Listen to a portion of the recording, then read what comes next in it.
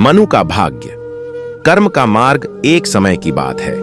एक छोटे से गांव में मनु नाम का एक युवक रहता था। वह बहुत मेहनती और ईमानदार था, लेकिन उसके जीवन में हमेशा कठिनाइयां बनी रहती थीं।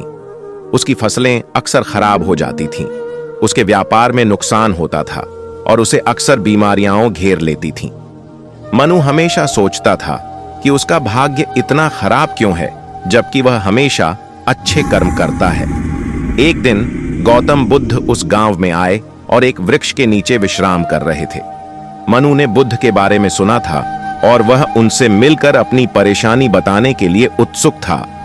वह बुद्ध के पास गया और उन्हें प्रणाम करके बोला, भगवान, मैं हमेशा अच्छे कर्म करता हूं, किसी को दुख नहीं पहुंचाता, फिर भी मेरे जीवन में इतनी परेशानियां क्यों हैं?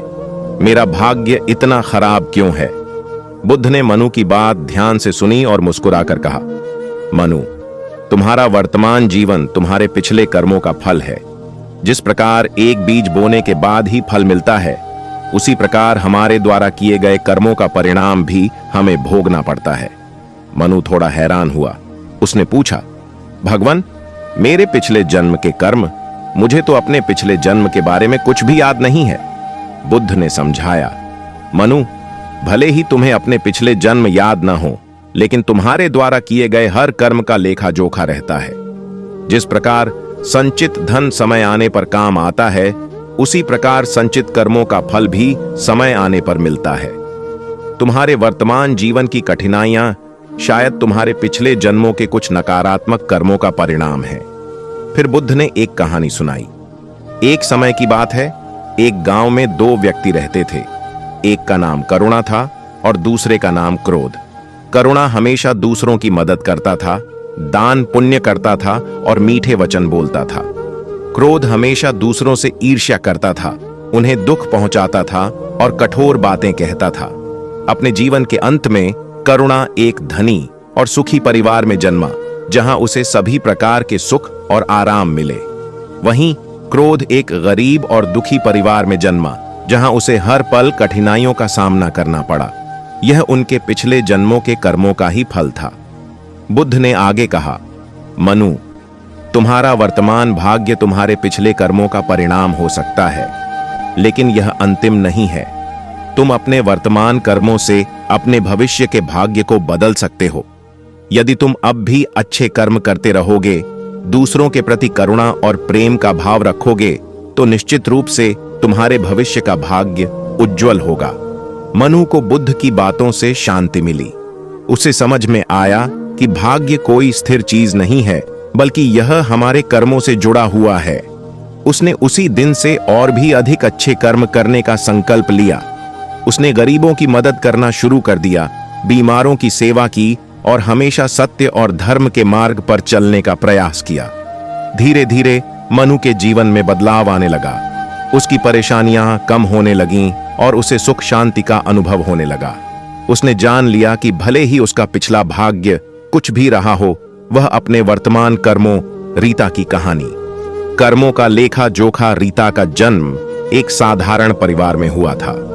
ज्योतिषियों ने उसकी जन्म कुंडली देखकर कहा था कि उसका भाग्य बहुत उज्जवल है, वह धनवान बनेगी, उसका विवाह एक अच्छे परिवार में होगा और वह जीवन में खूब सुख समृद्धि प्राप्त करेगी। रीता के माता पिता यह सुनकर बहुत खुश हुए और उन्होंने अपनी बेटी का पालन पोषण बड़े प्यार से किया।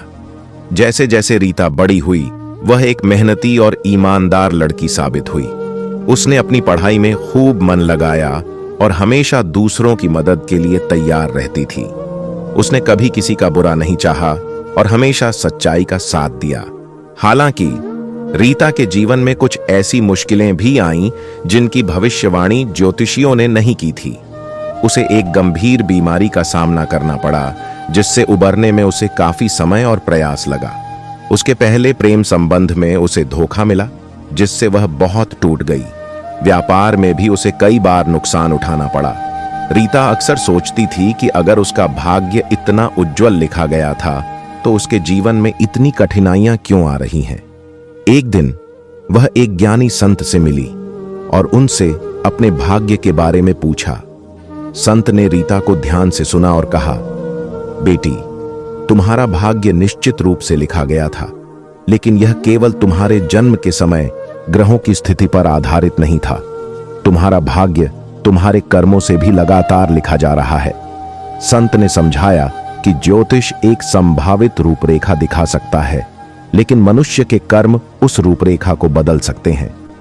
रीता ने अपने वर्तमान जीवन में जो अच्छे कर्म किए थे, अपनी मेहनत, ईमानदारी और दूसरों की मदद करने का स्वभाव, वे उसके भाग्य के उज्जवल पहलू को मजबूत कर रहे थे।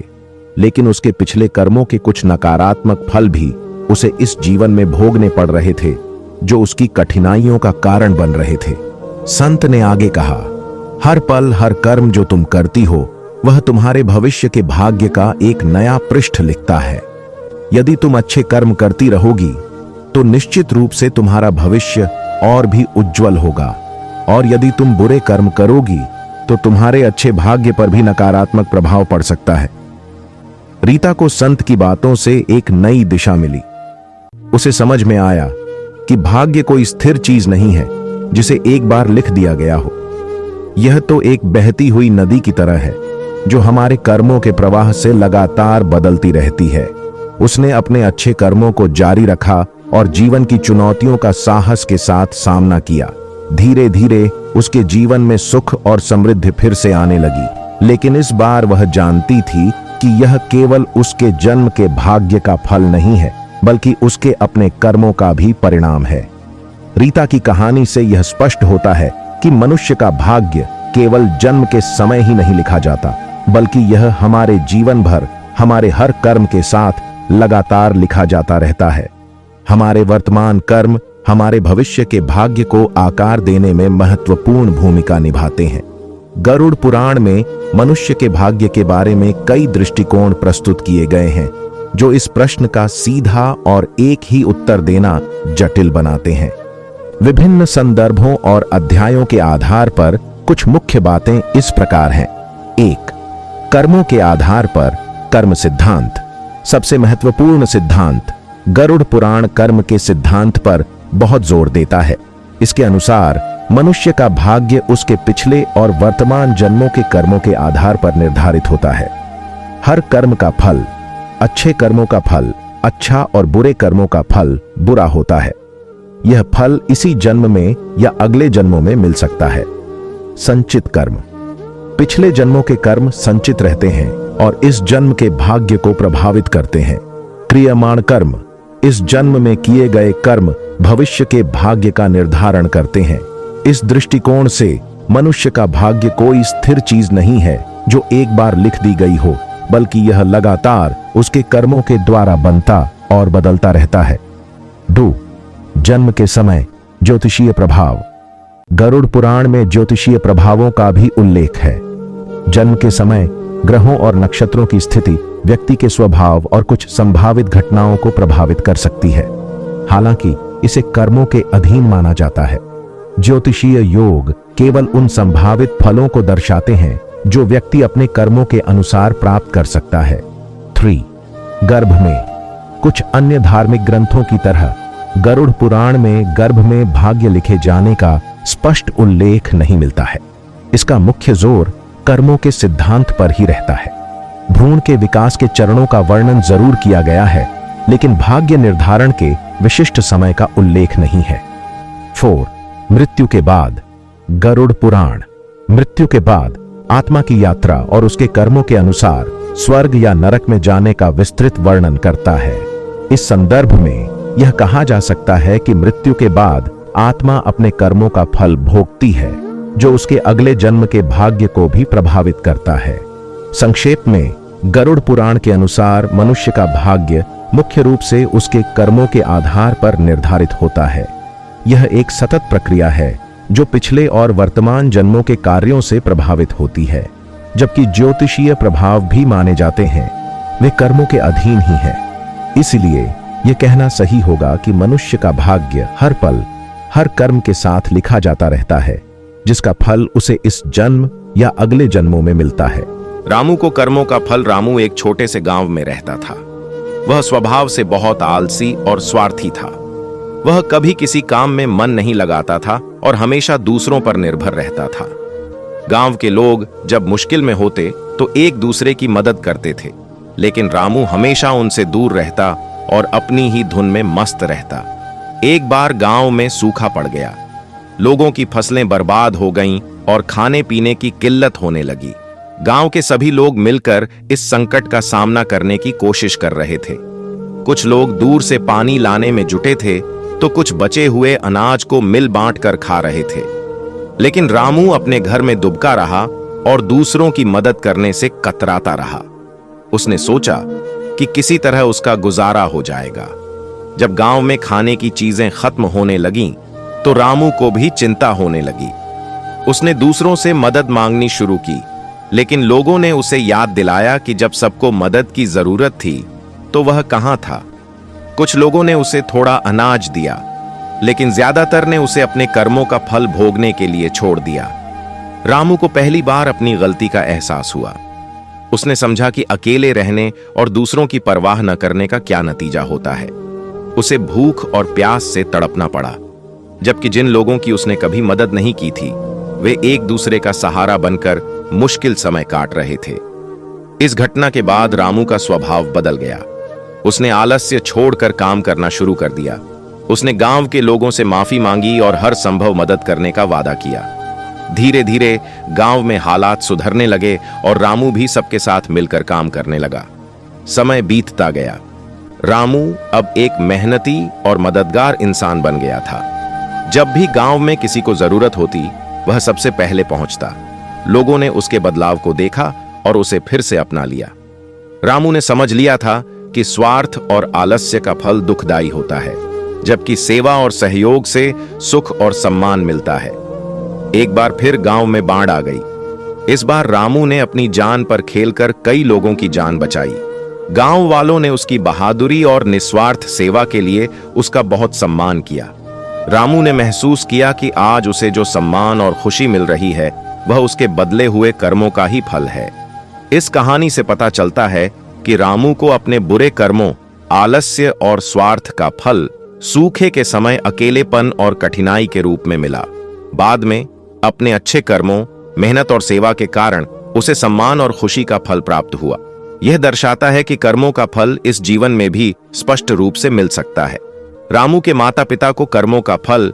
रामू के माता पिता मोहन और राधा गांव के प्रतिष्ठित और धनी व्यक्ति थे। बाहर से वे धार्मिक और दानवीर दिखते थे, लेकिन अंदर ही अंदर वे बहुत स्वार्थी और दूसरों का शोषण करने वाले थे।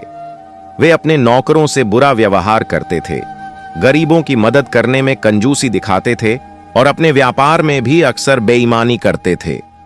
उन्होंने रामू को भी यही सिखाया कि दुनिया में सिर्फ अपना फायदा देखो और दूसरों का इस्तेमाल करो।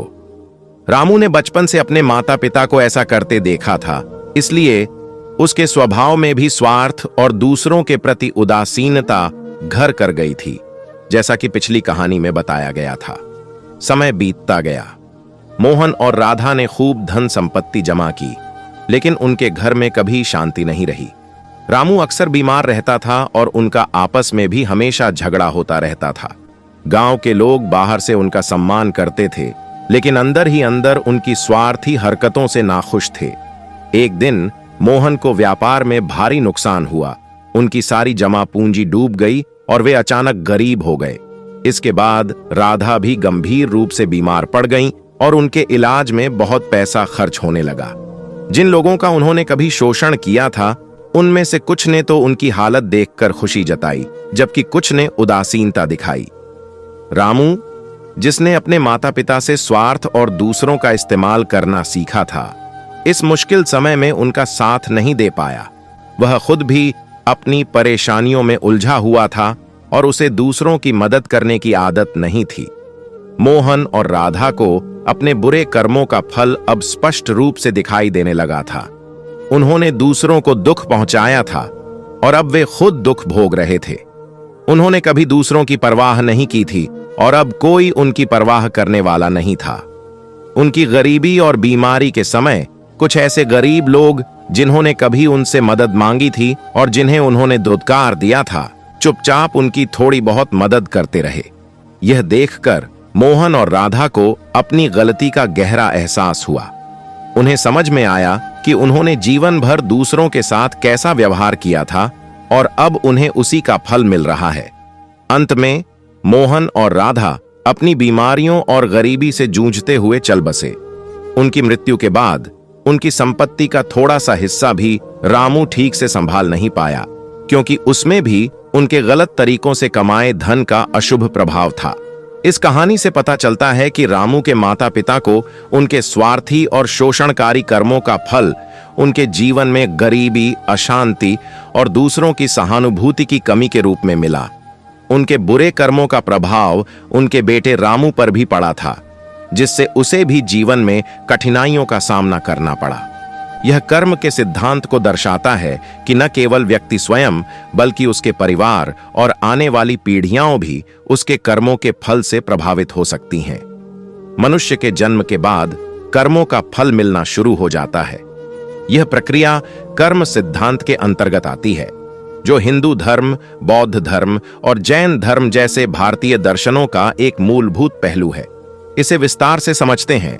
कर्म का सिद्धांत और जन्म संचित कर्म, सांचिता कार्मा। प्रत्येक व्यक्ति अनगिनत पिछले जन्मों के कर्मों का एक संग्रह लेकर पैदा होता है। यह एक विशाल भंडार है। प्रारब्ध कर्म, प्रारब्धा कर्मा। इस संचित कर्मों का एक हिस्सा वर्तमान जीवन में फल देने के लिए नियत होता है। यही वह भाग्य है जिसे व्यक्ति अपने जन्म के साथ ही भोगना शुरू कर देता है। यह प्रारब्ध ही निर्धारित करता है कि व्यक्ति किस परिवार में जन्म लेगा, उसका स्वभाव कैसा होगा, उसे जीवन में सुख मिलेगा या दुख, स्वास्थ्य कैसा रहेगा आदि। क्रियमाण कर्म, क्रियमाना कर्मा। वर्तमान जीवन में व्यक्ति जो भी कर्म करता है, चाहे वह शारीरिक हो, मानसिक हो या वाचिक हो, वह नए कर्मों का निर्माण करता है। इन क्रियमाण कर्मों का फल भविष्य में मिलता है, या तो इसी जीवन में या अगले जन्मों में। जन्म के साथ ही फल मिलना शुरू। जैसे ही कोई मनुष्य जन्म लेता है, वह अपने प्रारब्ध कर्मों के अनुसार परिस्थितियों का अनुभव करना शुरू कर देता है। उदाहरण के लिए, एक धनी और सुखी परिवार में जन्म लेना पिछले जन्मों के अच्छे कर्मों का फल हो सकता है। एक गरीब या दुखी परिवार में जन्म लेना पिछले जन्मों के बुरे कर्मों का फल हो सकता है। जन्म से ही कुछ शारीरिक या मानसिक कमजोरियां होना भी प्रारब्ध कर्मों का परिणाम माना जाता है। वर्तमान कर्मों का महत्व। यह ध्यान रखना महत्वपूर्ण है कि मनुष्य केवल पिछले कर्मों का फल ही नहीं भोगता, बल्कि अपने वर्तमान कर्मों से अपने भविष्य को भी आकार देता है। अच्छे कर्म करने से सकारात्मक फल मिलते हैं और बुरे कर्म करने से नकारात्मक फल मिलते हैं।